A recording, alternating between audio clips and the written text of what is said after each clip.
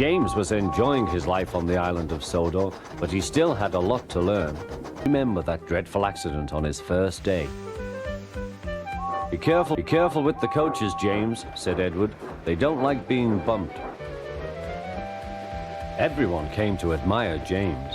I'm a really splendid engine, he thought, and suddenly let off steam.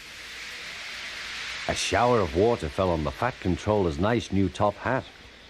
Just then the guard blew his whistle, and James thought they had better go. Go on, he puffed to Edward. Don't push, replied Edward. The coaches were grumbling too. Don't go so fast. But James didn't listen.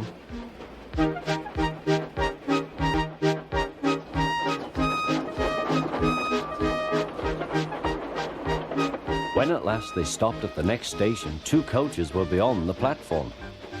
They had to go back to let the passengers out.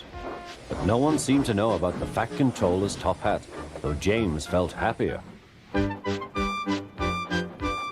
Presently they came to the station where the Fat Controller's top hat, though James felt happier. Presently they came to the station where Thomas was waiting with his 2 coaches. Hello, James, said Thomas. Hello, James, said Thomas. Feeling better? That's right. Feeling better? That's right.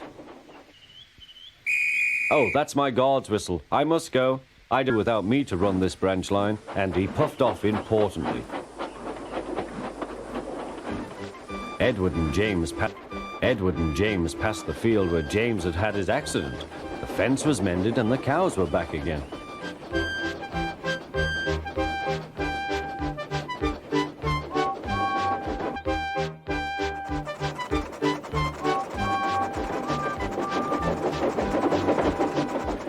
The Fat Controller would have to say about his top hat.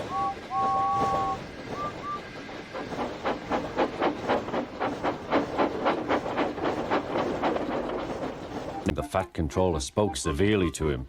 If you can't behave, I shall take away your red coat and have you painted blue. James didn't like that at all. He was very rough with the grumbling coaches as he brought them to the platform. Don't talk, come on, he called to them.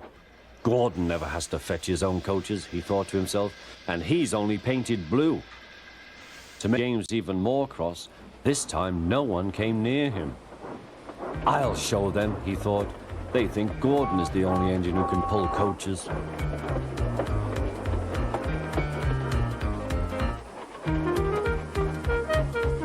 Hurry, puffed James. Hurry, puffed James. You're going too fast, replied the coaches.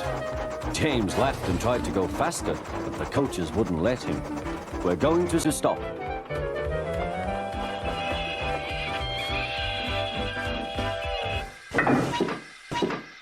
What's the matter? James asked his driver. The brakes are hard on. Leak in the pipe, most likely. You've banged the coaches enough to make a leak in anything. How shall we mend it? Said the guard.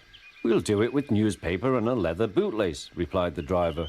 Well, where is the bootlace? Come the pipe, most likely. You've banged the coaches enough to make a leak in anything. How shall we mend it? Said the guard. Ask the passengers, said the driver.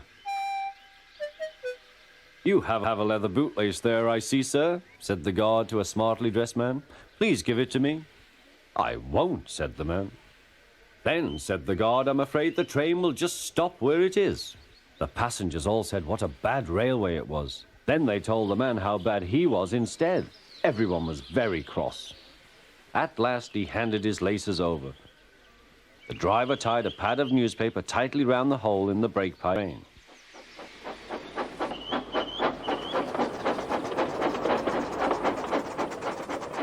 But he was a sadder and wiser James and took care never to bump coaches again.